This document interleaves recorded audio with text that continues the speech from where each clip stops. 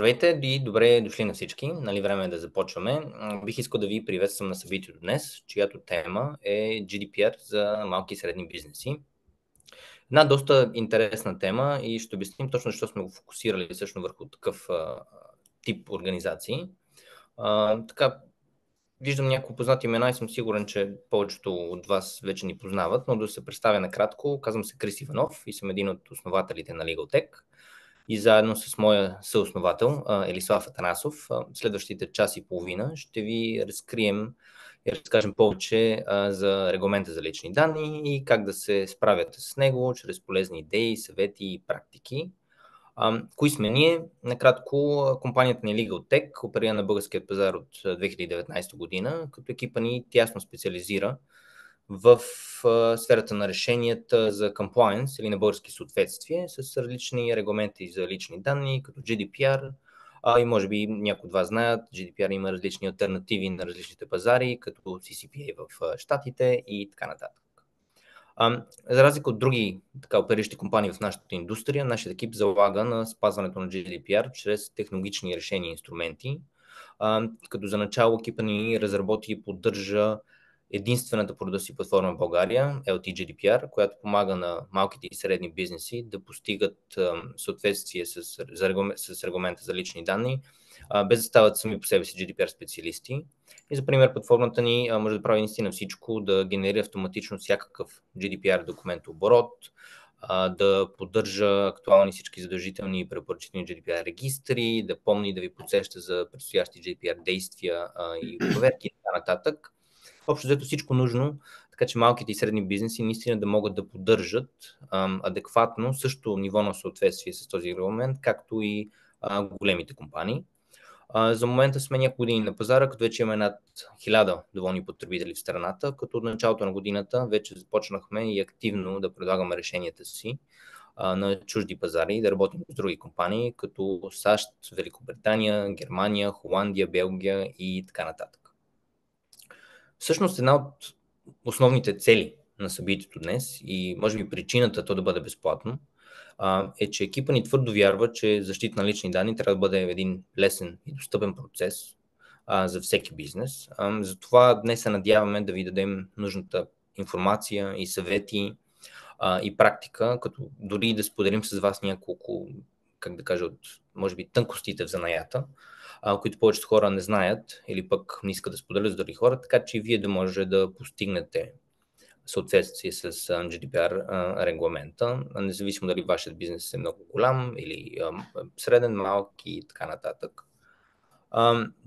Всъщност, може би в духа на събитието, GDPR за малкия и среден бизнес, съветите, които ще споделим днес, са насочени може би за всички, но предимно може би най-полезни ще бъдат първо за собственици, управители и менеджери на малки и средни бизнеси, които искат да осигурят съответствие на организацията си с GDPR. Второ, може би към средни бизнеси, така и към хората, които са отговорни за спазването на GDPR в собствените си организации и търсят повече информация или практични съвети или някакви други модерни решения за оптимизиране на процесите по обработване на лични данни и спазване на регламента. Финално, ако сте професионалист в сферата на личните данни, като GDPR експерт, някои GDPR експерти, юристи или адвокати, днешното събитие със сигурност ще ви бъде полезно. Ще споделим идеи и съвети не само как да обслужате клиентите си по-добре, но и разбира се как да подсигурите съответствие с GDPR на собствената си дейност или практика. Разглеждайки така участниците в събитието, предполагам, че сме събрали хора от много различни индустрии и сектори, така че информацията, която ще споделим днес с вас, наистина ще бъде полезна. Общо взето за всеки човек, който се интересува от GDPR и иска да научи повече по темата, независимо дали сте специалист в тази сфера или пък изобщо не сте запознати с материята, но пък искате да научите повече за нея. Ще започнем същността на презентацията ни с така една интересна идея. И за да бъдем най-изчерпателни, бихме искали да разкажем повече за някои често срещани митове за GDPR или с други думи, не митове, може би погрешни представи или мнения за GDPR, особено в българското общество, които са общо така приети, може би, но всъщност оказват значително влияние на конкретните организации. Целта ни е да разгледаме по-подробно тези митове и всъщност да представим каква е реалността, която стои за тях, така че да получите едно по-добро разбиране за истинските изисквания, които са приложими за вас, произлизащи от регулацията, както и да, разбира се, да вземате информирани решения. С колегата говорим много често с най-различни бизнеси и всъщност може би митин номер едно, това е което чуваме всеки път общо взето, е фразата "моята организация не обработва лични данни". Много хора вярват, че всъщност наистина не обработват лични данни, че GDPR не ги засяга и не се прилага за тяхната организация. В реалността обаче на практика няма компании, които не обработват лични данни. Истината е, че почти всяка една организация обработва поне някаква форма на лични данни, било то данни на клиенти, някакви контактни данни или просто данни на служители, на бизнес партньори и така нататък. Важно да се разбере, че всъщност под термина лични данни може да бъде всякаква информация, която да идентифицира дадено лице, дори като да събирате само име, само имейл адрес, телефонен номер, ЕГН, IP адрес или нещо подобно. Всъщност процесът по обработване на лични данни, този термин също включва абсолютно всичко от събиране на тези данни, иначе казано поискване от конкретно лице, пазене, четене или триене. Така че дори ако четете имената на вашите клиенти или служители, което е напълно адекватно, вие вече обработвате лични данни, събирате лични данни и разбира се, трябва да спазвате някакви изисквания. Този мит, между другото, е доста опасен, защото може да доведе до подценяване на необходимостта от съответствие с GDPR, което може да има доста последици за конкретната организация. Мит номер 2, също е доста така често срещан, е, че GDPR е просто пакет или комплект от някакви документи. Има така на общо вярване, често се смята, че GDPR се свежда само до няколко конкретни документа, които трябва да бъдат попълнени и съхранявани. Но всъщност GDPR е доста повече от това, като регламентът изисква така редица действия, които трябва да бъдат извършени, внедряване на мерки за сигурност, процедури и политики. Основната идея всъщност на GDPR е да гарантира, че данните, които събирате, са защитени и се използват правилно за целите, за които сте обещали на вашите клиенти. В тази връзка всъщност GDPR не е просто пакет документи, като спазването му изисква една продължителна работа и представлява доста голям процес, а не само едно еднократно действие. Изграждането, примерно, на необходимите политики и процедури е само началото, след това следва и редовното им обновяване, внедряване на технически и организационни мерки, обучение на персонал и общо взето, как да кажа, постоянно следене, че вашата организация спазва тази регулация, е наистина един ключов елемент, за да не само постигнете съответствие с GDPR, а и да поддържате такова. Мит номер 3, може би този горе-долу екипа ни го разбира до някъде, е, че GDPR е само за големите компании. Факт е, че когато събирате повече информация, повече количество информация, може би трябва да спазвате повече и по-тежки изисквания, но по един и друг начин GDPR се прилага за всяка една организация. Действителност, всяка една организация, независимо от нейния размер, която общо взето обработва някакви лични данни, като споменахме преди малко какви са те и какво значи да обработваш, би трябвало да спазва GDPR. Това означава, че дори малките и средни предприятия би трябвало да знаят какви са изискванията за тях, независимо от обема на данните, които събират, от броя на служителите и така нататък. За по-малките компании този мит пак може да бъде така, може би проблемен или опасен, защото е възможно да се подцени важността на GDPR, да се подценят или пренебрегнат някои конкретни изисквания, или дори на някакво ниво много компании не осъзнават своите задължения, които са свързани с спазването на регулацията и особено потенциалните глоби или при едно открито нарушение, така да се каже. Мит номер 4, също доста полезен. GDPR е нещо еднократно. Може би това се вързва с мит номер 2, че е просто пакет документи, нещо, което се създава, седи в шкафа, подписано от вашият управител или управителен съвет и всъщност действат така. Много хора мислят, че веднъж, когато внедрят GDPR с някакви мерки за сигурност, работата е приключила, но всъщност това изобщо не е така.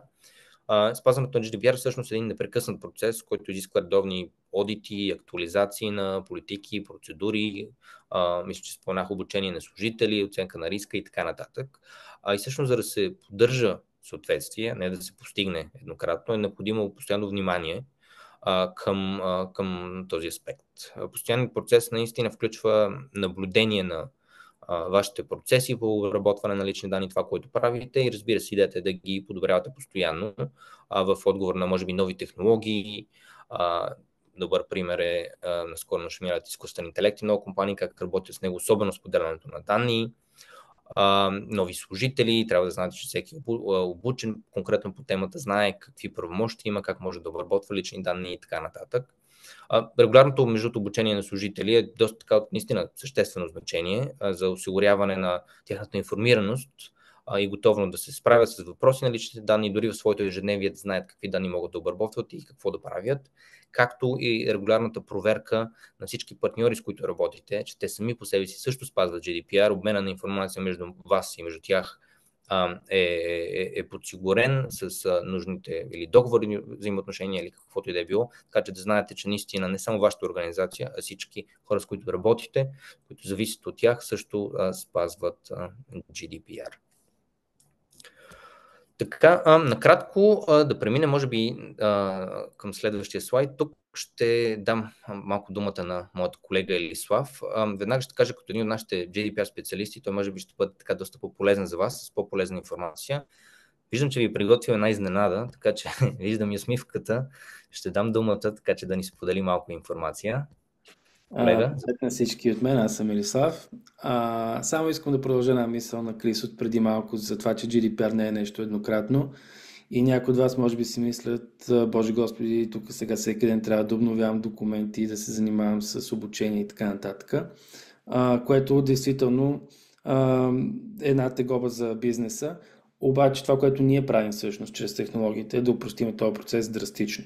Това, което ние правим е, ако ръчно този процес би отнел в рамките на месеца, да кажем 20, 30, 40 часа, ние го минимизираме до 2, 3, 4 часа, което е съвсем поносимо и може се наистина без проблем било то вътрешен член от екипа да се научи на тези практики и да почне да ги контролира и да ги осъществява, или ако, разбира се, искате да ползвате външен консултант, който да съдейства чрез правилните технологии. В България аз лично не знам да има друг софтуер като нашия за GDPR. Ако има, нали, чудесно, това е много добре за бизнеса като цяло, да има конкуренция, да има разнообразие на продукти и услуги.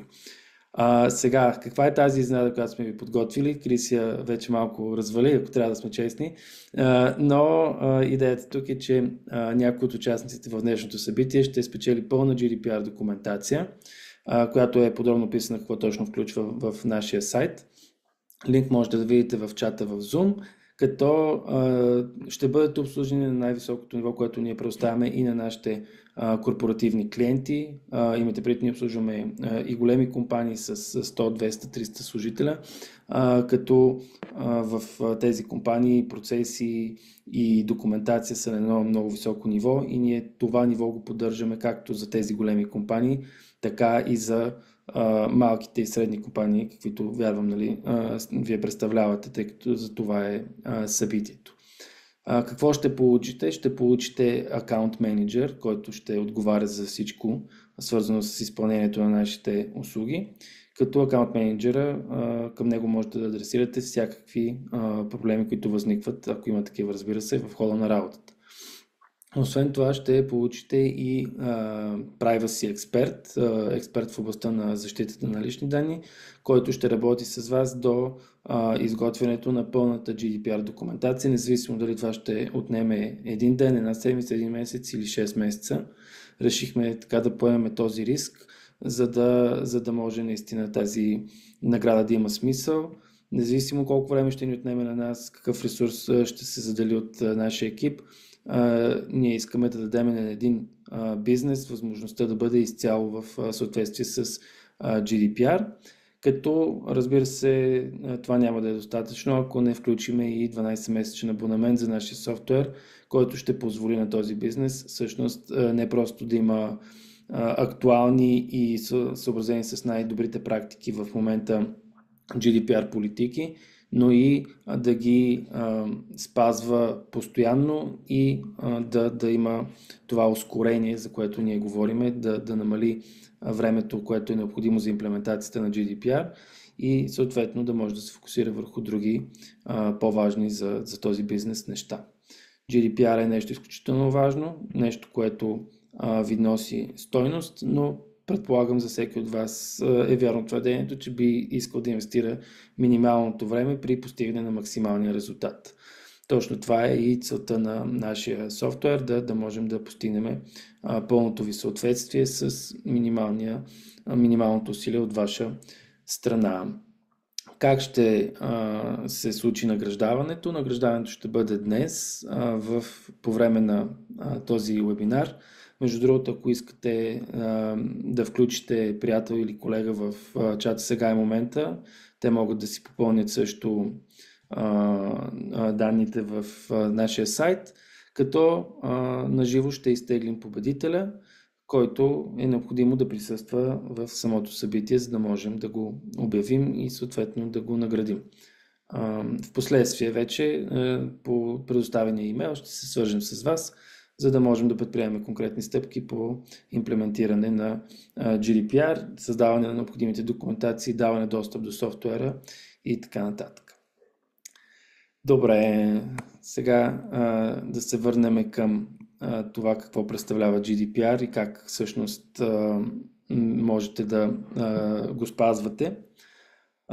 Да видим на първо място 5 причини да го спазвате. Сега загаднахме, че има сериозни последици, ако не го спазвате. Искам още веднъж да акцентирам вниманието. Не за друго, не искаме да ви стряскаме просто така, но е важно да разбирате какво се случва, ако не спазвате GDPR, защото при GDPR положението е такова, че много дълго време може да го кажем така да ви се размине. Впоследствие обаче изведнъж да дойдат огромни проблеми на вашата глава, които, нали, вярвам, не искате да имате. И е хубаво да знаете какви са рисковете, които поемате. На първо място имаме много сериозни глоби. Всички говориха за това нещо при приемането на GDPR. Вярвам, че сте чували, че глобите са гигантически, като те достигат до 4% от оборота на компанията. Тук обръщам внимание, това не е 4% от печалбата, а е 4% от оборота и това плаши най-много огромните компании, които имат милиарди обороти. За една малка компания обаче това може да бъде не просто плашещо, ами да доведе до абсолютен фалит, тъй като когато имате малки маржини, малка печалба, имате голям оборот, тази глоба може да бъде в такъв размер, че да не може да си я позволите. Така че това е първото, нали, най-очевидно, най-стряскащо нещо. Другите последици обаче не са по-малко важни, защото те имат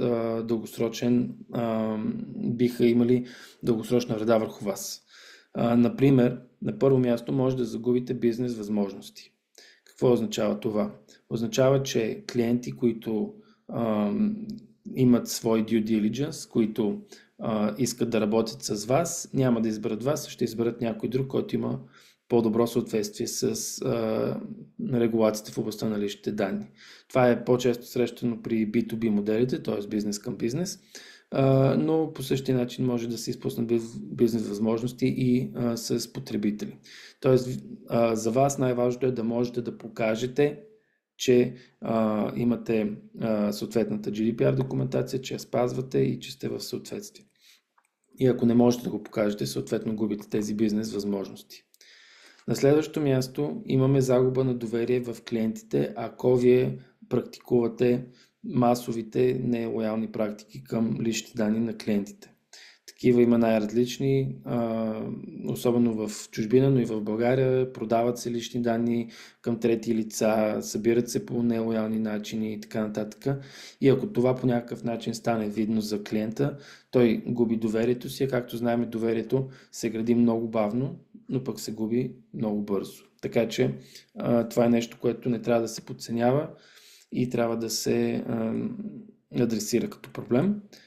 На следващо място имаме увреждане на репутацията и бранда. Тук визираме най-вече при обществено достъпна информация за така нареченото изтичане на лични данни, когато вече всички знаят, че вие не пазите личните данни по съответния начин, правилно и сигурно, и съответно вашата репутация страда.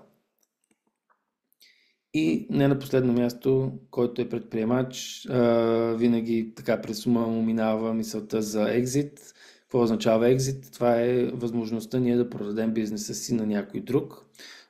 Или съответно не само за екзит, но и когато получаваме инвестиция от фонд, от кредит от банка, когато е по-голям, и подобни други възможности в бизнеса, които са често срещани, не могат да се осъществят, ако ние нямаме съответната GDPR документация и като цяло процеси и compliance.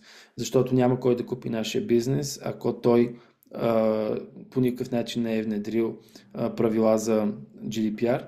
Като при нас, ако трябва да съм сега откровен с вас от гледна точка на работа, която ние имаме с нашите клиенти, много често идват клиенти, които или трябва да купят друга компания и буквално не искат да я купят, харесва им компанията, но не могат да я купят, защото няма никакъв GDPR и те са готови да изчакат да се имплементира съответните GDPR процедури, да мине някакво време, да се види, че тази компания спазва изискванията на Закона за защита на лични данни и чак тогава искат да купят. Другия по-вероятен вариант, нали, е да се откажат. Това е само в случаите, в които тази компания е свръхатрактивна, каквато надявам се е вашата компания, но не е хубаво да разчитате на това нещо. Единствено, да имате съответната документация, за да може тази сделка да мине по-бързо. По същия начин банка или фонд, ако решат да инвестират във вас, те със сигурност ще ви направят така наречения due diligence, ще ви проверят подробно и ако видят, че вие нямате не сте в съответствие с GDPR, силно вероятно е да ви откажат и съответно да загубите една много голяма и много добра бизнес възможност. Добре, след като разбрахме какви са рисковете, нека сега вече да си говорим по същество за GDPR. По същество за Закона за защита на лични данни и какво всъщност той представлява.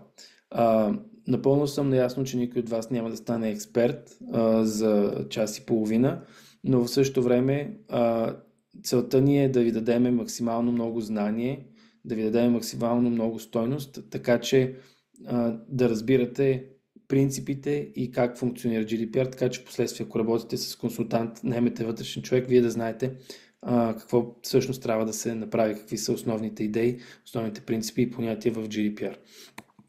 На първо място имаме понятието за лични данни, което колегата Крис вече спомена, като тук най-лесно го запомнете последния начин. Всичко е лични данни.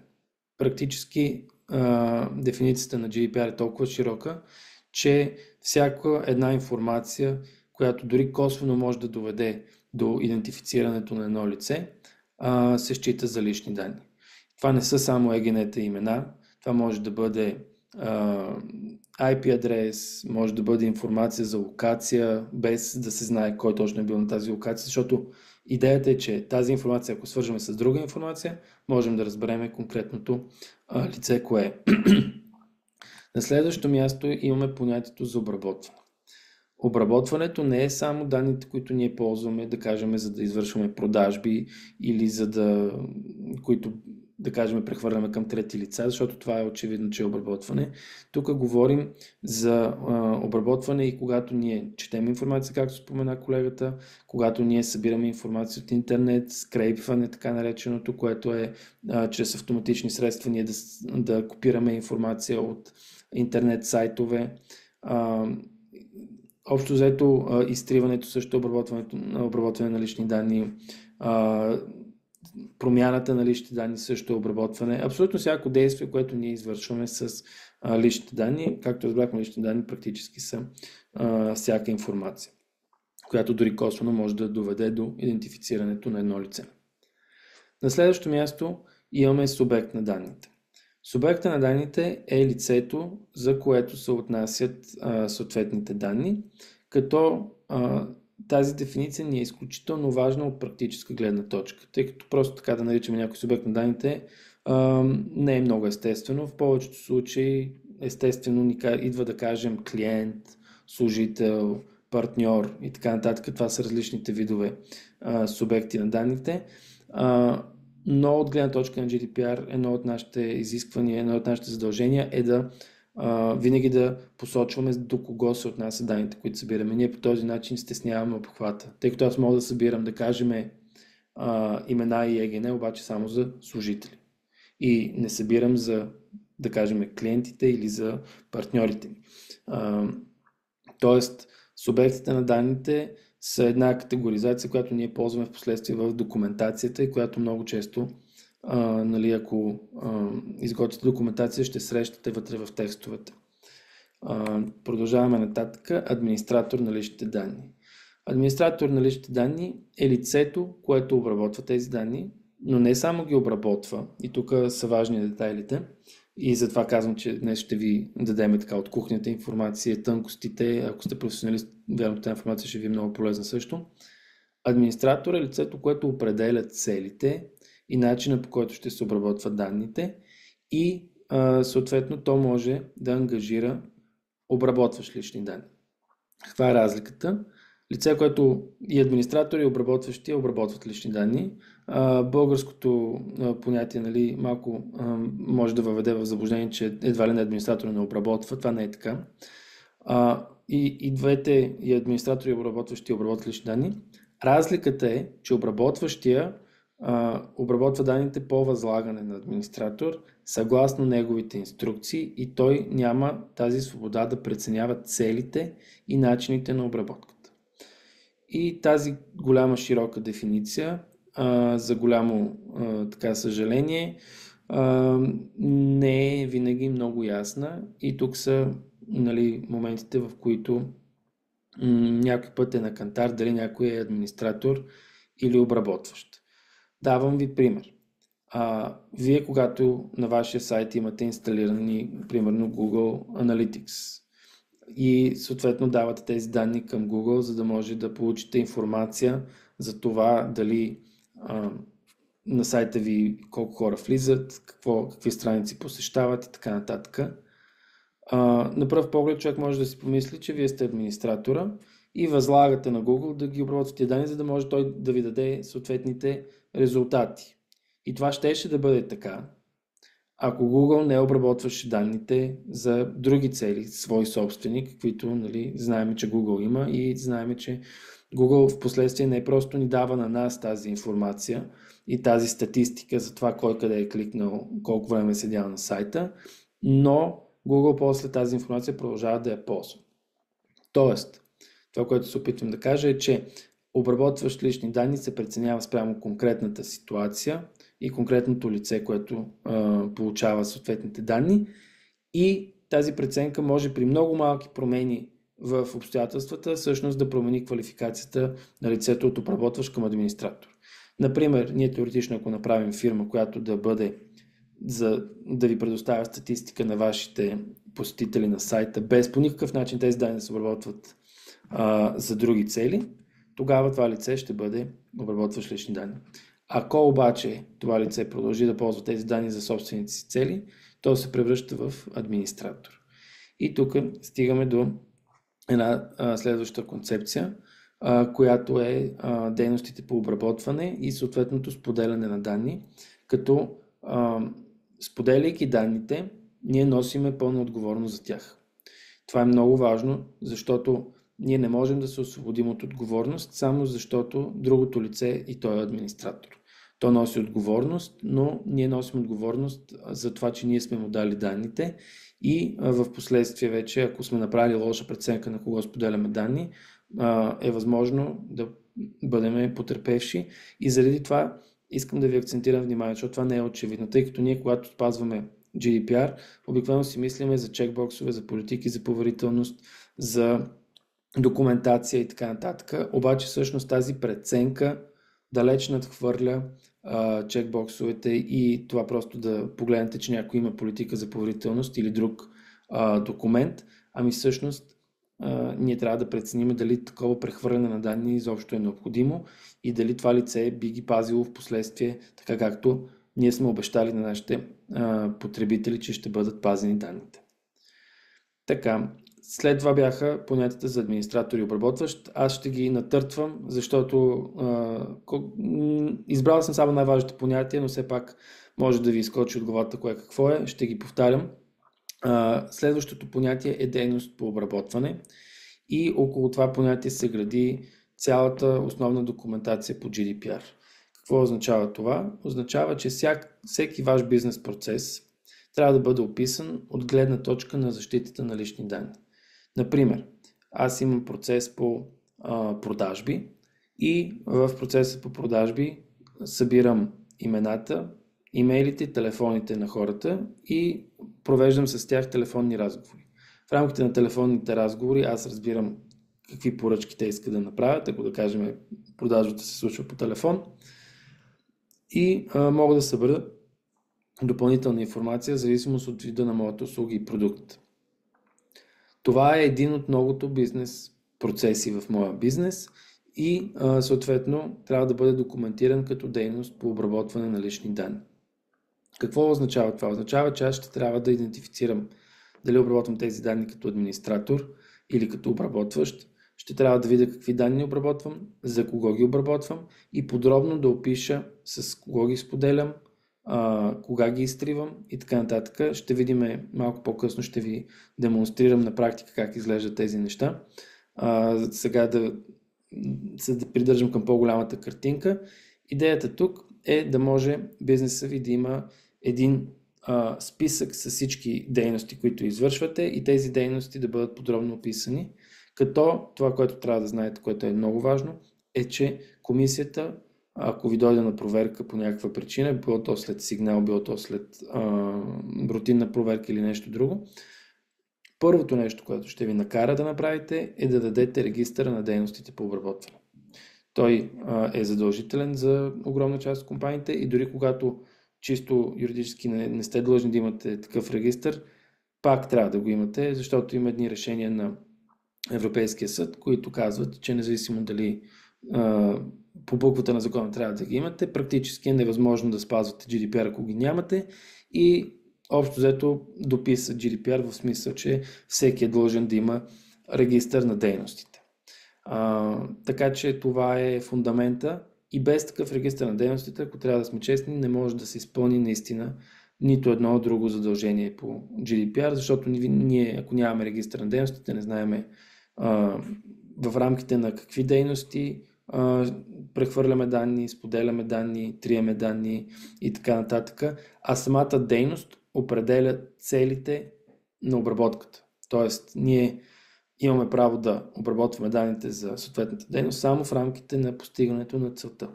Ако се върнем, например, с продажбите, аз ако събера, да кажем, чувствителни данни, защото съм болница и предоставям здравни услуги и процесът ми по продажба на тази здравна услуга включва да събера чувствителни лични данни за здравето, аз съм лимитиран в ползването на тези данни в целта, за която са събрани.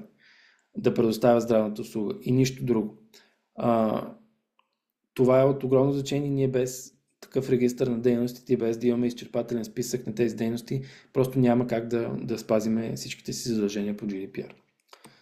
Добре, на следващото място политика за поверителност. Сега тук има също много митове, легенди и грешни представи за политиките за поверителност. На първо място искам да кажа между кого и кого е политиката за поверителност. Политиката за поверителност винаги по правило е между администратор на лични данни и субект на данните.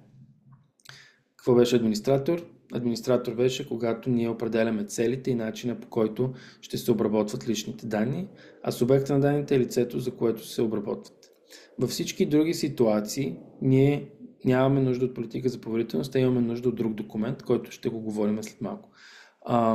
Много често се случва, клиенти имаме, които идват при нас с вече съществуваща политика и ни я предоставят за преглед и всъщност виждаме, че тази политика урежда, да кажем, отношения между обработващ лични данни и администратор или между обработващ и субект на данните, което няма такова задължение по GDPR да се направи документ, който да урежда отношенията между обработващ и субект на данните. И за да не звуча абстрактно, нека да ви дам пример. Да кажем, вие имате счетоводна фирма. Вашето счетоводство събира данните на клиентите на вашите клиенти и въобще всички счетоводни данни на вашите клиенти, които включват данните на трети лица. Вие какви сте в тази ситуация? В общия случай вие сте обработващ лични данни. Вие не обработвате данните за собствените си цели, вие ги обработвате, защото ви е възложено да извършите счетоводството на съответната фирма. Тя ви дава собствените си данни, като имам пред данните, върху които има контрол, а данните всъщност принадлежат на трети лица. Това са клиентите на вашия клиент. И какво се случва? В политиката за поверителност на редица счетоводни фирми всъщност фигурират отношенията, които са между клиента и данните, които той предоставя на счетоводството, а всъщност в политиката изобщо не му е мястото на това нещо. Има си друг документ, който урежда тези отношения, а политиката за поверителност ще се сведе до дейностите, за които вие сте администратор. За кое сте администратор? Вие сте администратор да си получите, да си продадете услугата, да си получите плащанията и за всичко свързано с администрирането на договора, да го наречем на вашия клиент, вие сте администратор. Каква е целта? Защо навлизам в тези детайли? Искам да ви покажа тънкостите и къде би дошла глобата, откъде би дошъл проблема, ако вие носите отговорност за този процес във вашата фирма. Да разберете, че факта, че имате политика за поверителност сам по себе си не е никаква гаранция, ако тази политика не е направена добре. Дори да сте описали реалните данни, които обработвате, пак е силно вероятно тези данни да не са посочени по правилния начин, да не са обособени в дейност, да не са обособени от гледна точка на това дали се обработват като администратор или като обработващ лични данни. Тези детайли са разликата между това да имате глоба или да нямате глоба, или да имате някаква санкция друга от комисията или да нямате. Акцентирам ви го. Надявам се, не съм твърде така технически настроен към този въпрос. Вярвам, че доброто описание в политиката ще донесе много ползи, не само за спазването на GDPR, но и за яснотата спрямо вашите клиенти. Защото когато отидете на сайт, който има добра политика за поверителност, веднага можете да разберете за какво става въпрос. Веднага можете да разберете в рамките на какви дейности, какви данни се обработват, колко се пазят, защо се обработват точно тези данни и така нататък. И потребителя изгражда това доверие, за което говорихме преди малко. Обратно, и разбира се, комисията като прочете, веднага ще види, че става въпрос за една сериозна документация и сериозна политика и ще знае, че вероятността да има нарушение там е много по-малка. Дори чисто изключвам юридическите въпроси, чисто субективно човешки, един проверяващ момент, в който види една перфектна политика за поверителност, той вече е настроен, че тази компания спазва GDPR.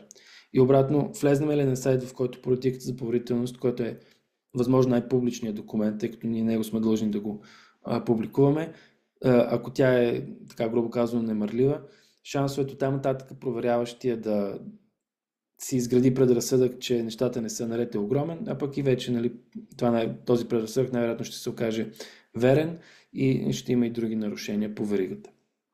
Добре, на следващото място е този документ, който урежда останалите отношения, които са различни от администратор и субект на данните. Този документ може да бъде индивидуален и много често е. Договор за обработване на лични данни, може да се нарича по друг начин. Може да бъде и общ, т.е. да направим нещо като общи условия за това как обработваме лични данни. Тук основното е следното. Отношенията са между администратор и обработващ, като може да имаме комбинации най-различни, например администратор и администратор, администратор и обработващ лични данни.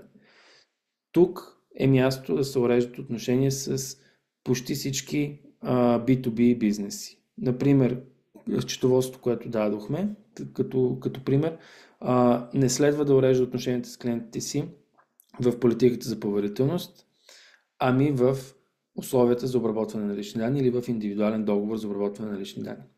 И нещо повече, не просто такъв договор е хубаво да направите, ами сте напълно задължени. По GDPR има изискване в момента, в който има прехвърляне на лични данни, то да бъде документирано по един от тези два начина. И когато вашите клиенти ви дават на вас данните на техните клиенти, всъщност се извършва такъв трансфер на данни и вие трябва да обосновете, ако на вас ви дойдат на проверка, откъде ги имате тия данни и защо ги имате, в какво качество ги обработвате. А пък за вашия клиент също е изключително важно, защото той няма правото просто така да ви даде данните за неговите клиенти и какво те са купили, защото теоретично вие бихте могли на базата на данните на всичките си клиенти да извън счетоводството да започнете да правите една база данни с всички клиенти, които с данните от всичките ви клиенти и да профилирате хората и после да продавате тези данни или пък вие самите да ги таргетирате по някакъв начин с вашите услуги или нещо подобно. В момента, в който вие направите нещо, което излиза от стандартната цел на вашия договор, което е воденето на счетоводство, вие се превръщате в администратор на личните данни и това, разбира се, ще повлече след себе си редица задължения. Да не говорим, че в много от случаите ще бъде и неправомерно вие да ги обработвате тези данни, ако няма съответното съгласие от този, който ви ги дава, а пък той съответно трябва да го получи от този, от когото ги взима. В случай това ще бъде клиента на вашия клиент, ако сте счетоводна къща. Много ви моля, между другото, ако нещо не става ясно, имате нужда от разяснение или допълнително въпрос, прекъсвайте ме смело, няма никакъв проблем, за да може наистина да бъде максимално полезно. Както виждате, даваме ви възможно хем да е практично знанието, хем наистина не спестяваме абсолютно нищо. Колега, само да прекъсна от моя страна, извинявам се. Да. Подсещам всеки, който е в събитието, за да може да ви изберем в томболата, единството, което е нужно е да въведете един имейл адрес. Сложил съм линк. Колега, нещо, което може би не измислихме е, че голяма част, може би, от записванията в този линк са хора, които не са от събитието, така че е доста възможно някой да е споделил нещата, но няма значение каквато томбола изтеглим, разбира се, ще бъде. Просто подсещам тези, които са вътре, да оставят един имейл адрес, така че накрая този, който изберем на случайен принцип, да получи своя подарък. Благодаря и действаме там. Благодаря ти, Крис. Тази бележка ми напомня да кажа, че ако работите с нас или спечелите съответната награда, няма да има нужда да се притеснявате за нищо от това, тъй като ние целият този процес го минаваме заедно с вас.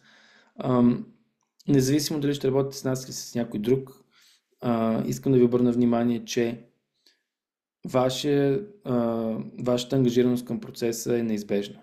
Няма професионалист, който да може да ви обслужи добре, ако не ви зададе 1000 въпроса, за да разбере вашите дейности. В момента, в който разбере един професионалист вашите дейности по обработване, оттам нататък той може да свърши огромната част от работата самостоятелно, но допреди този момент, допреди да има пълна яснота какви данни събирате, как ги обработвате, с какви цели, в какво качество и така нататък, просто няма как да ви даде адекватна консултация и ако вашия GDPR експерт не ви задава много въпроси и директно ви изплёка някаква документация, съжалявам за изказа, означава, че сте се прецакали, така ще го кажа. Възможно най-деликатно. За голямо съжаление има много хора, които изготвят документации, които по никакъв начин не съответстват на изискванията на GDPR, които са копи-пейст от първия конкурент, който са намерили и в последствие може да се сетите, че вашите дейности и техните дейности, макар и да са в една и съща индустрия, не са едни и същи и при проверка веднага това лъсва и веднага става ясно, че има проблем. Добре, сега следващите две понятия, те са свързани с последващото съответствие с GDPR и най-вече това, което трябва да правите практически всеки месец. Независимо, така в началото е най-трудоемко, но в последствие трябва да го имате като процес и като процедура вътре в бизнес. Първото е така нареченото управление на вендорите. Вендор на английски буквално е продавач и това са лицата, от които ние купуваме най-различни стоки или услуги, като за GDPR много по-голямо значение имат услугите.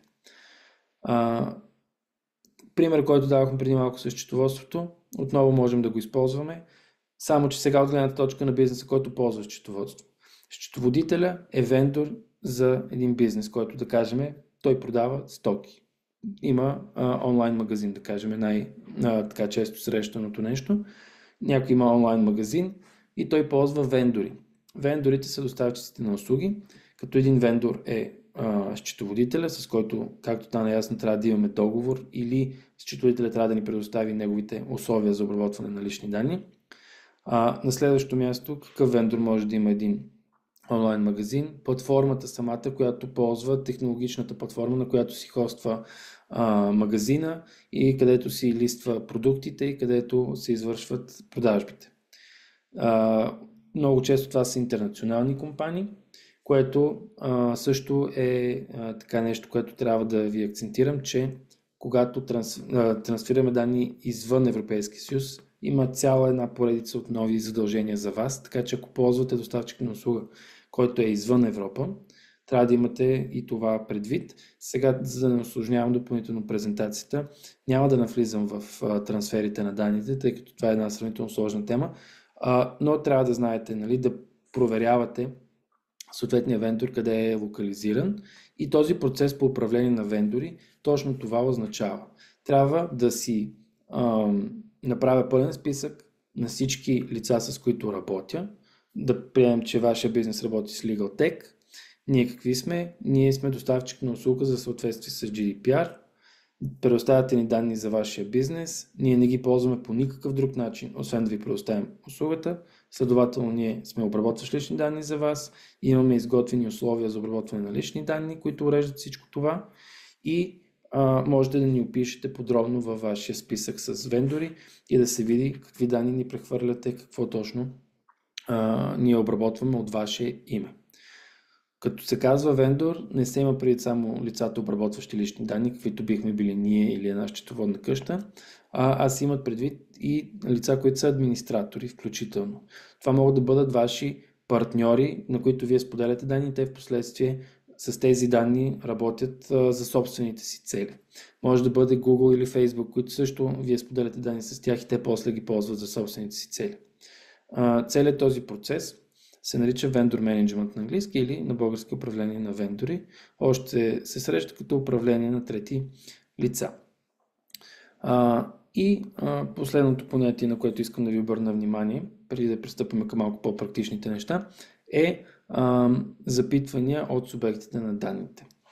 Това е всяка форма на запитване, която може да получите от субект на данните. Напомням, субект на данните е лицето, за което се отнасят лични данни. Най-често клиенти, но не само, могат да бъдат и вашите служители. Обръщам внимание, че вашите служители са не по-малко субекти на данните от клиентите и за тях важат същите правила, каквито важат и за те имат същите права, а за вас важат същите задължения като администратор на техните лични данни.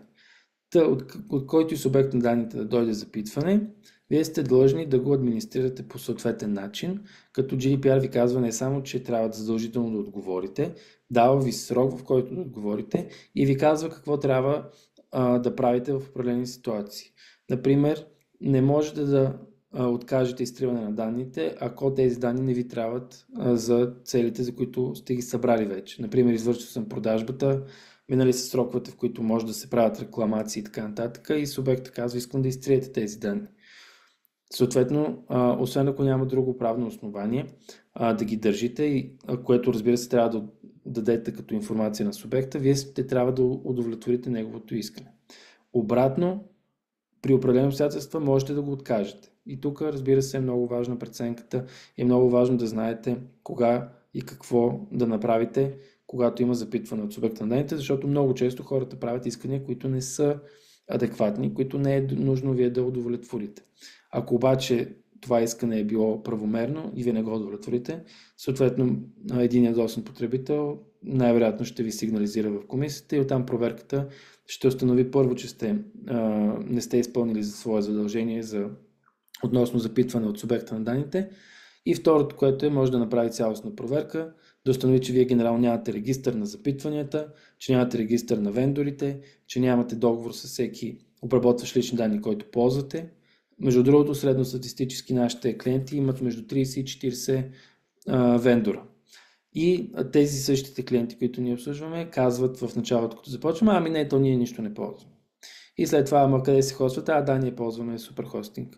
А какво ползвате за онлайн магазина? Ползваме WooCommerce. А какво ползвате за фактурите? Ми издаваме с фактурите през коя си платформа. Имате ли Team чат? Ние ползваме Microsoft Teams и всичко на Microsoft. И изведнъж се оказва, че за 5 минути установяваме поне 15 вендора, които в последствие трябва да се документират и да се опишат. Така, и сега, за да цялото това нещо, което ви разказах и това знание, което се опитахме да синтезираме възможно най-накратко, няма да бъде полезно, ако нямаме практични стъпки. Имаме план за действие, който буквално като започнете от първата стъпка и свършите с последната, в момента в който ги изпълните тези стъпки правилно, вие ще имате изначалното съответствие с GDPR и можете да сте спокойни, че вашата дейност отговаря на изискванията. Ние сме ги обобщили в 8 стъпки, като някои от тях са по-малки, други са по-големи и могат да се разделят на подстъпки. Нека да ви ги покажа. И после директно ще ви покажа как това се случва на практика. На първо място трябва да дефинираме своите услуги. Това е основната причина ние да събираме лични данни и предоставянето на нашите услуги. Ние трябва да ги дефинираме, защото те ще бъдат границата на... те ще дефинират целите, за които събираме данните и съответно докъде ни е позволено ние да работим с тези данни и откъде нататък вече данните не са необходими за нашите услуги. Като казвам услуги, нямам предвид само услуги, имам предвид и продажба на стоки, те влизат в тази дефиниция. На следващото място имаме дефиниране на категориите субекти. Както стана ясно, това са всички лица, за които се отнасят данните, като могат да бъдат клиенти, служители, могат да бъдат посетители на сайта, могат да бъдат партньори, шерхолдери, инвеститори и така нататък. На трето място трябва да опишем дейностите по обработване. Тази стъпка, така едно малко кратко изречение, обаче всъщност тук има много работа. Аз малко ще ви покажа точно как става описанието на една дейност по обработване. На следващо място имаме описание на категориите обработвани данни. Отново тук така трябва задълбочено да се прегледа с какви данни работите, да ги дефинираме и да ги обособим на категории, за да може по-лесно да реферираме после към съответните лични данни. Петата стъпка, вече след като имаме пълна яснота за данните, които обработваме, е да създадем политиката за поверителност и условията за обработване на лични данни, в зависимост от това в каква роля ние обработваме данните и най-вероятно ще ни трябват и двете. Нали? Политика почти винаги ни трябва, условия за обработване ни трябват преимуществено, когато обслужваме други бизнеси, но пак казвам не само. На следващото място трябва да въведем мерки за сигурност. Това е една тема, която така оставих малко на страна, за да не бъде твърде много информацията наведнъж и да не се разпиляваме. Накратко казано, това са мерките, които трябва да вие въвеждате във вашата организация, които стават задължителни за всички в нея, така че да гарантирате сигурността на данните. Защото яснотата относно това какви данни събирате, на кого ги споделяте е чудесно, обаче вие трябва след това да гарантирате и тази сигурността на тези данни. Било то да ги криптирате, било то да ограничите достъпа на определени служители до информацията. Нали, представете си колко неадекватно би било в една голяма компания един служител да има достъп до абсолютно цялата информация на компанията. Това очевидно нали, няма логика и никой не го и прави, но въпросът е, че от един момент нататък и чисто технологично става предизвикателно да въведем адекватни мерки за сигурност. Както знаем, най-голям процент от пробивите в сигурността на компаниите произхожда от вътрешна грешка в компанията и от някакви нарушения в тези правила за сигурност. Давам ви пример. съвсем наскоро, преди няколко дни, излезна новина, че AT&T, доставчика на телекомуникационни услуги в Щатите, са претърпели проби в сигурността, който засяга абсолютно всичките им потребители, които са около 100 милиона човека. И всъщност причината за този пробив е била, че един служител е свалил някакъв файл, който е бил заразен. Този файл, нали, някакси е минал между филтрите на почтата и в последствие този човек го е кликнал, така да кажем, и е активирал вредоносен софтуер. Мерките за сигурност целят предотвратяване на това нещо. Истината е, че няма пълна гаранция за никого. Всяка една компания може да пострада от такава атака, но колкото повече мерки за сигурност и по-добре измислени мерки за сигурност имаме, толкова по-малко вероятно е това. На следващото място трябва да въведем ролите на служителите ни, като ролята най-добре е да съответства изцяло на ролята, които вие така или иначе вече имате като длъжностна характеристика за всеки служител, и на базата на тази длъжностна характеристика с цел нейното изпълнение да дефинираме какво може да обработва този служител. И осмата стъпка е да проверим съответствието на всички трети лица. Подобно на служителите, трябва да имаме регистър, всички служители, техните роли, до какви данни има достъп, имат ли някакви персонални ограничения. С третите лица, така наречените вендори, отново списък на всички лица, с които работиме. Пак казвам, на пръв поглед повечето хора си мислят, че нямат. Всъщност масово са между 30 и 40 средностатистически за нашите клиенти. И там трябва вече да се направи една по-сериозна проверка дали този вендор, с който работите, всъщност отговаря на изискванията и безопасно ли вие да прехвърляте тези данни, защото имате преди, че най-вероятно вие прехвърляте данни към този вендор, но той не спира, нали, прехвърлянето не спира там, ами продължава нататък. В интерес на истината, аз когато обслужвам бизнеси, се замислям, нали, винаги първо от гледна точка на бизнеса, как да отговаря на GDPR, но на второ място и не по-малко се замислям за това какво означава за мен като потребител. Надявам се, че и вие се замислите и разбирате колко е важно всъщност това нещо да се спазва масово и да има едно ниво на един стандарт, който наистина масово бизнесите да спазват, и само тези, които наистина искат целенасочено да извършват нещо незаконно, нали, те са малък процент от хората, биха могли, нали, да нанесат някаква вреда на потребителя, но реално погледнато дори един добронамерен бизнес, поради липса на съответните мерки за сигурност, поради липса на проверка за това с кого споделя данни, всъщност може да се окаже, че нанася голяма вреда на потребителя, а този потребител, както се сещате, можем да сме ние. Така че това помага на цялото общество да има една по-безопасна среда, в която личните ни данни, които могат да бъдат използвани по най-различни начини, нали, са в безопасност.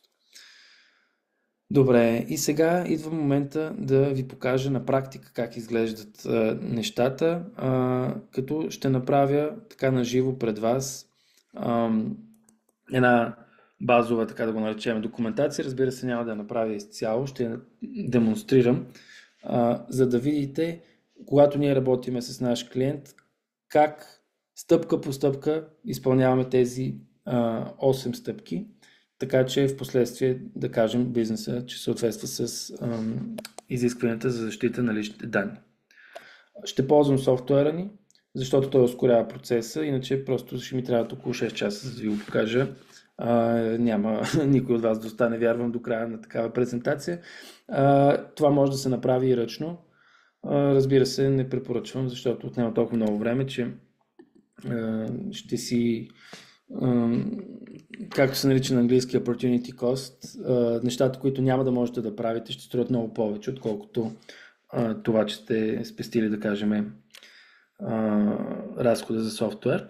Както и да е, първата стъпка, както казахме, е да се дефинират услугите на нашия бизнес и какво всъщност означава да дефинираме услугата. Трябва да изложим име, да кажем LT GDPR и да я опишем. Ако трябва да опиша нашата услуга, тя е веб-базирано приложение за съответствие с приложимите регулации за защита на личните данни и закона за защита на личните данни. На кои платформи е достъпна съответната услуга? Възможно е да не е на нито една от тези, може да е изцяло офлайн, това не трябва да ви притеснява, но да кажем в случая имаме веб приложение, имаме вебсайт, който сега няма да попълвам, общите условия, регулиращи съответната услуга, имейл за контакт на клиентите и телефон за контакт с клиентите. Тук може би още една последна така теоретична бележка да направя. Разликата между общи условия и политика за поверителност, като често се бъркат нещата. Общите условия уреждат услугата ви от гледна точка на това какво вие предоставяте по същество. А политиката за поверителност изцяло само единствено лични данни. Тоест, вашата услуга ще фигурира и на двете места. Няма как да е иначе. Общите условия ще кажат кога доставяте услугата, какво включва услугата, различните планове, които предоставя услугата, съпорта, който имате към услугата и така нататък. Това са все неща, които ще се опишат в общите условия. Включително, ако имате интелектуална собственост, в общите условия може да напишете забрана да ви се скрепва сайта и така нататък. А политиката за поверителност урежда отношенията между вас като администратор и субектите на данните, за които вие обработвате лични данни. Добре, след като сме дефинирали по този начин услугата, пристъпваме към стъпка номер 2. Стъпка номер 2 е да дефинираме нашите субекти на данни, като тук ги дефинираме генерално като категории, не описваме конкретните хора, ами какви категории данни, субекти на данни имаме. Нашата система поддържа шаблони, защото това ускорява драстично времето за имплементация на документацията, като тук можем да видим най-често срещаните в практиката случаи. На първо място имаме клиенти. Очевидно, нали, лицата, които ползват нашите услуги. Друга категория данни, които имате преди субекти на данните могат да се припокриват, това не е никакъв проблем. Да кажем лица записани за нюслетър. Едно лице може да е едновременно записано за нюслетър и да е клиент. Това не е проблем от гледна точка на GDPR. Важно е да ги дефинирате, защото за лицата записани за нюслетър спазваме едни правила и едни процедури и обработваме едни данни, а за клиентите обработваме други. И ако лицето е едновременно и клиент и лице записано за нюслетър, тогава за него ще се прилагат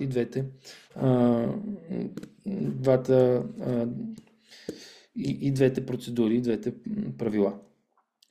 На следващото място служители, практически във всеки бизнес има служители, дори когато е само управителя, подизпълнители и партньори, посетители на сайта, отново това е отделна категория, въпреки че често посетителите на сайта последствие стават клиенти, но за посетителите на сайта ние имаме отделни правила.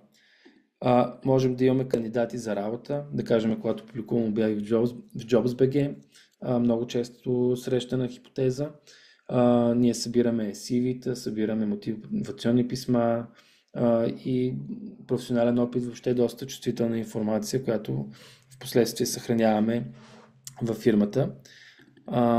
Имаме освен това потребители на социални мрежи. Можем да събираме информация за хора от социалните мрежи, колко ни лайква постовете и така нататък. Това отново са лични данни. Припомням, че личните данни са всичко, което дори косвено може да идентифицира лицето. И разбира се, може да има много други категории, които могат да се добавят в системата или съответно да ги пишете ръчно. Другата голяма категория субекти са всъщност категориите трети лица. Подобно на субектите, това не са конкретните трети лица и вендори, с които вие работите, а само като категории. Какви категории трети лица могат да съществуват? И на базата на тези категории, това е категориите, които ние сме отсели в практиката като най-често срещани и като попитаме клиентите категория по категория какви доставчици ползват и изведнъж стават 30-40 вендори, както ви споменах. На първо място споделяме данни винаги с държавата. Няма как. Плащаме данъци, осигуряваме се. Приходната администрация е лице, с което ние споделяме данни. На следващото място имаме, да кажем, доставчици на услуги за съответствие с GDPR, каквито сме ние. Имаме доставчици на облачни и хостинг услуги. Имаме хотели, ако да кажем нашите служители често ходят на командировки. По същия начин туроператори. Комуникационни услуги са всички чатове и други апликации, които ние ползваме за вътрешна комуникация. Можем да ползваме доставчици на рекламни услуги, каквито са Facebook и Google. Може да ползваме доставчици на имейл маркетинг. Няма да минавам през всичките, имаме много и предварителното дефиниране изключително много помага на първо място да не изпуснем нещо и на второ място, когато знаем, че има съответния доставчик, го ползваме. Имаме вече готови описания, които са направени от нашите специалисти, така че да няма нужда да откриваме топлата вода, както се казва. Отивам на следващата стъпка и тя е да дефинираме данните, които обработваме. Какво всъщност дефинираме тук? Дефинираме на първо място какви данни събираме. Можем да ги наречем, да кажем, данни за контакт. И квалифицираме информацията според нашия вътрешен стандарт. Да кажем, това е поверителна информация, т.е. ние тази информация не я споделяме с никого може да бъде публична, ако е информация, която ние публикуваме, може да бъде информация, която е секретна, т.е. още по-стриктно от поверителната, може да бъде и служебна, т.е. информация, която не се споделя с трети лица, но за сметка на това вътре във фирмата може да се достъпва свободно. Тук има много подробности, няма да навлизам в тях. Имайте предвид, ако правите ръчно документацията, ще трябва да ги описвате всички тези неща подробно. Най-важното е да видим в какво качество обработваме данните, дали като администратор или като обработващ. Целта на обработката, за да дефинираме за какво са ни точно тези данни, ние не можем да имаме данни просто така, винаги трябва да имат цел и описание на самите данни, разбира се. Сега, хубавото на нашата система е, че ако сте въвели третите лица, с които споделяте данни като категории, те веднага ви излизат тук. И вие можете да видите, тези данни ги споделям с компетентните държавни институции, например. Ако да кажем, това са данните за фактура. Всички данни на трети лица ще излизат, т.е. всички трети лица като категории, с които споделят данни, излизат тук и вие просто маркирате чекбоксчето. А всъщност това, което се случва, така да кажем, зад завесите, е, че всеки един документ, в който тази категория данни фигурира, всъщност ще опише и към кого се споделя. Трябва да дефинираме към тези данни дали има специални мерки за сигурност или се прилагат нашите общи мерки за сигурност и да кажем кога ги изтриваме. Това е много важно, защото на базата на тази информация в последствие ние трябва да правим одит на информацията в нашето дружество и да извършваме съответните изтривания. Фундамента на GDPR, както ви казах, това са дейностите по обработване на лични данни. Тук трябва да мислите за вашите бизнес процеси, като ние предварително сме направили всичко най-често срещано и особено за малките и средни бизнеси много рядко има неща, които са извън нашите така наречени шаблони, като имате преди, че този шаблон, както ние го наричаме, той е стартовата точка и в последствие вие го индивидуализирате, т.е. той не е един за всички, ние само взимаме основата, която е общото и оттам нататък надграждаме с това, което конкретно се прилага за вашия бизнес. Давам ви пример за дейности по обработване. Дейност е анализа на поведението на сайта, дейност е видеонаблюдението и мониторинг на системите, рекламната дейност е дейност по обработване, поддържането на ТРЗ и личен състав, воденето на счетоводство, подбора на служители, поддържането на профил в социалните мрежи и така нататък. И нека да ви покажа, ако вземем един пример с, да кажем, вътрешно счетоводство.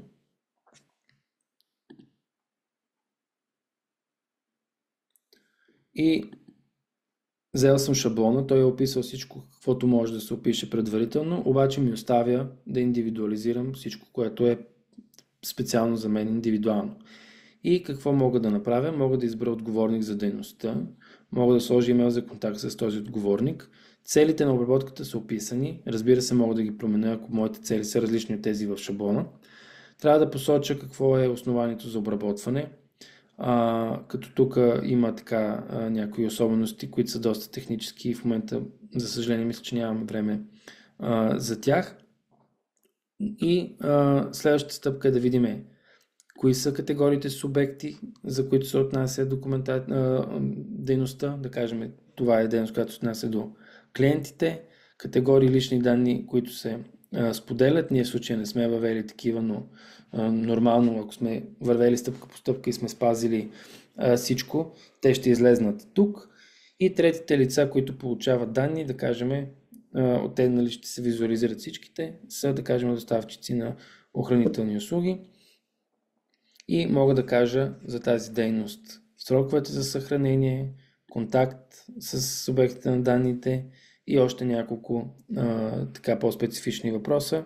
Не искам да ви затормозявам с твърде много детайли. Ако имате въпроси, разбира се, ще се радвам да ви отговоря. И тук всъщност е една от най-важните ни работи да минем през всички дейности и да ги опишеме една по една и да кажем за коя дейност, какви данни обработваме, после да свържеме съответните дейности с съответните данни. Следващата стъпка е да въведем ролите на нашите служители, като отново повтарям, идеята тук е да се придържаме към ролите, както са дефинирани по длъжностна характеристика, които вече съществуват във вашата компания, не е нужно да измисляме нещо ново, и да дефинираме на базата на дейностите, които сме въвели, ролята до кои дейности има достъп. Например, аз ако съм специалист в продажби, очевидно ще имам достъп до дейността по продажби. Може да имам няколко различни нива на, да кажем, да съм младши, старши специалист и така нататък. И да кажем, аз избирам роля, която е каквато и да било, няма значение, финансов директор, продажби, каквото и да било. И дефинирам вече достъпа до личните данни. Като достъпа до личните данни, виждаме тук има подробно въпроси, до какво има достъп и в какви обеми е този достъп. Може да е цялостен, може да е частичен. Добре. След като сме свършили цялата тази работа, създаването на политика за поверителност за сайта ви става много лесно. Защо? Защото абсолютно цялата информация вече е налична в системата. Системата знае как да работи тази информация и на базата на информацията тя ще ви напомня всичко, което е необходимо и ще създава документите автоматично, както в случая с политиката за поверителност. За да създам политика за поверителност, единственото, което ми е необходимо е да кажа какви са услугите, които предоставям, кои са категориите субекти, за които има данни, и да пълна още няколко такива въпроса и буквално в рамките на 2 до 3 минути мога да създам политиката. Това е така, защото аз вече имам пълна яснота за всичко в бизнеса. Няма как, ако обикновено процесът по създаване на политика върви наобратно. Взимам банката на политиката и започвам тогава тепърва да измислям за кого се отнася политиката, кои са данните и така нататък. Ние в този случай вече имаме пълната информация и системата знае точно как да я вкара в съответната политика, така че тя да отговаря на абсолютно всички изисквания и дори да ги надхвърли с идеята, че ние не само спазваме нашата политика, не само са в съответствие с GDPR, но и в съответствие с най-модерните практики в областта на защитата на данните. Аналогично мога да създам не само политика, но и условия за обработване, когато говорим за отношения между администратор и обработващ, или между обработващ и обработващ, или между администратор и администратор, както стана ясно малко по-рано. Така, мисля до тук, всъщност нека да ви покажа на последно нещо. Регистъра на запитванията и на вендорите. Сега, искам да обърна внимание, че тъй като проверката на вендорите е нещо, което е трудоемко, изисква така експертиза и, както ви казах, повечето ни клиенти средностатистически имат между 30 и 40 вендора. Управлението на самите вендори е процес, който вие ще можете през софтуера да извършвате. Имам предвид за победителя, който ще получи 12 месеца безплатен достъп до софтуера, както и за всеки, който има интерес към нашия продукт. И единият ви вариант е вие лично да документирате вендорите. Другия вариант, разбира се, е да възложите на нас проверката на всеки един вендор или няма никакъв проблем, разбира се, вие да работите с софтуер и да възложите на друго лице, експерт в областта на личните данни, да работи с софтуер. Като това е регистъра на вендорите, в този демо акаунт, разбира се, е празен, но съвсем накратко ви показвам. Тук трябва да се мине през определени въпросници, да се изясни съответния вендор каква роля има, какви данни му се споделят, как си уреждате отношенията документално, преценявате риска, дали е окей да му прехвърляте съответните данни и така нататък. Също системата ви задава въпроси относно това дали има трансфер към държави извън Европейски съюз, въобще всички неща, които се изискват по закон. Подобно е и положението при запитванията, регистър, който съответства на законовите изисквания и тук можете да добавите кой, кога, какво запитване ви е отправил. Системата може умно да ви предложи какво да извършите като следващо действие и при една проверка, разбира се, този регистър може да го експортнете и да го предоставите на съответния контролиращ орган.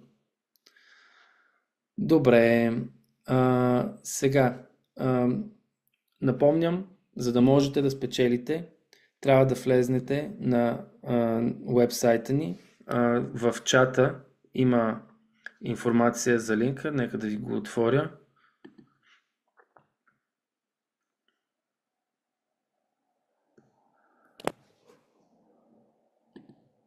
Това е страницата за регистрация, за да можете да спечелите GDPR документация. Съответно, единствено необходимо е да попълните имейла и да се съгласите с обработването на лични данни. Разбира се, няма как да направим събитие за лични данни, ние самите да не спазваме изискванията. Затова при пълна прозрачност искам да бъде кристално ясно, че победителят ще бъде обявен. Неговите лични данни, те са псевдонимизирани, т.е. имейлите, които сте дали, те ще бъдат с звездички и ще се виждат само част от буквите в имейла. С идеята е да можете да се идентифицирате като изтеглен победителя, същото време да не бъде публично достъпен вашия имейл, така че да започнете да получавате спам или нещо друго да се случи. За да може всичко да бъде правомерно и легално, е необходимо да маркирате тези два чекбокса, че сте съгласни да бъдете публично изтеглен и да получите наградата и че сте съгласни генерално с нашата политика за поверителност, която описва подробно какво правим ние с данните. Данните от томболата, разбира се, не се ползват по никакъв друг начин, освен да ви предоставят информация за самата томбола и преференциални евентуално условия, нали, които бихте могли да получите от това, че сте част от това събитие. Добре, сега. Крис, нали на ли си ти? Разбира се, да. Чудесно. Дали имаме вече списъка с всички участници? Тук даваме последни секунди до една минута, може би да дадем, който не е участвал, не е заявил. Да имате предвид, можете, пак казвам, да каните колеги, приятели да се включат, ако сте от една фирма 5 човека, няма ограничение колко човека от фирмата участват. Важното е единствено да се включите в събитието. Имаме някакви записвания, веднага казвам, така че ако искаш да им дадем още малко време. Добре. Общия списък с днесните участници е 48 уникални посетители сме имали. Виждам, че в момента не всички са с нас, но пък има някакви останали имейли. Така че предполагам, който е имал интерес, нали, да действа. Когато ти кажеш, мога да ги експортна и да ти ги изпратя и вече да има една по-официална томбола. Добре, да. Ще те помоля да ми ги изпратиш, за да можем да задвижим процеса по награждаване. Съвсем накратко още веднъж какво ще спечели победителя. GDPR документация на стойност 3000 лева, 12 месеца безплатен абонамент за LT GDPR. Това е софтуер, който ви презентирах, без никакви ограничения в ползването, нито като брой юзери, нито като брой операции, които може да се извършват в системата. Абсолютно в пълния капацитет ще получите за 12 месеца. GDPR документацията включва всичко, което описахме като стъпки за създаване на документите. Нека да го покажа още веднъж. Така, визуално, ако мога да го презентирам, тук в основни всичките тези менюта ние ще ги попълним заедно с вас и ще създадем всички необходими документи. Това, което остава за вас е да администрирате в последствие запитвания и вендори, тъй като това е текуща работа, която не е нещо, което можем еднократно да ви предоставим. И победителят, пак казвам, го изтегляме на живо пред вас, така че да няма никакви съмнения.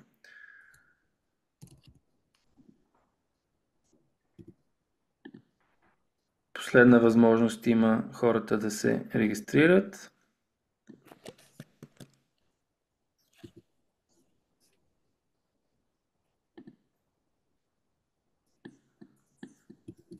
Добре, и пристъпваме към теглянето на победителя.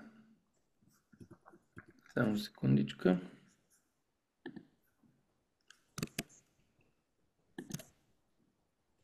Интересно колело на късмета сме намерили определено.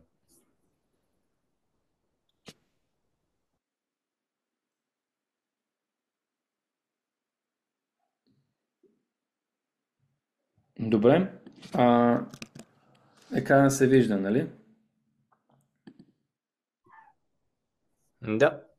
Чудесно. Ами,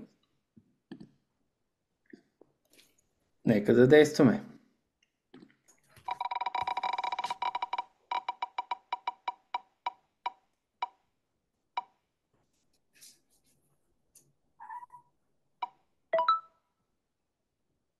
Така, победителят е ОФ, звездичка, звездичка, звездичка, кломба, звездичка, звездичка, звездичка, ПФА, звездичка, звездичка, звездичка.bg.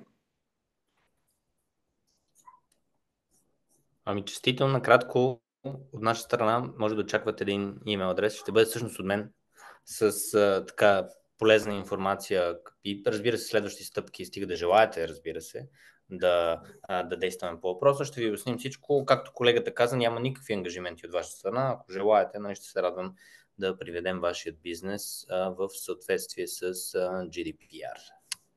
Честито, ако се казва честито. Крис, нашия финансов директор, беше в отпуска, нали? В момента, да, до края на месеца го няма, да. Ами, мисля, че може да си позволим нещо, което е така извън планираното бюджетиране за месеца. Той по принцип така ни стяга много с Крис, но в знак на благодарност за всички присъстващи ще ви дадем по имейл един ваучер на стойност 300 лева, който можете да ползвате за която да било от предоставените от нас услуги. Така че да може така и вие да се така, нашия летен подарък за вас, така да го наречеме, който да ви помогне хем да свършите една, как да го кажа, да спазите GDPR по най-добрия възможен начин, хем това да бъде и с едно значително намаление.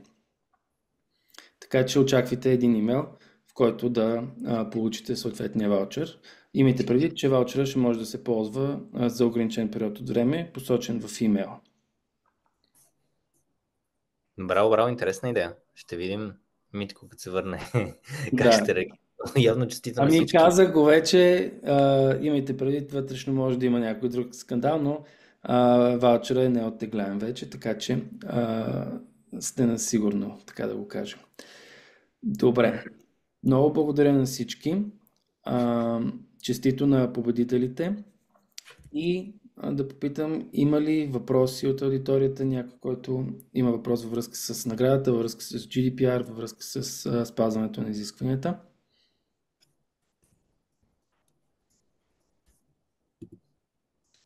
Ако няма, използвам повода да ви благодаря за това, че се включихте и ще се радваме да приведем дейността в съответствие с GDPR на победителя. За всички останали отворени сме за контакт, ако имате нужда от съдействие и бъдещи консултации на разположение сме. Пожелаваме ви много успех и всичко най-добро. Един ползотворен ден ви пожелавам. Всичко най-добро. И аз благодаря на всички. Желавам всичко най-добре. Очаквайте по един имейл от мен с ваучера. Ще го организирам много скоро и на победителите вече по-специален имейл, така че да работим заедно за напред.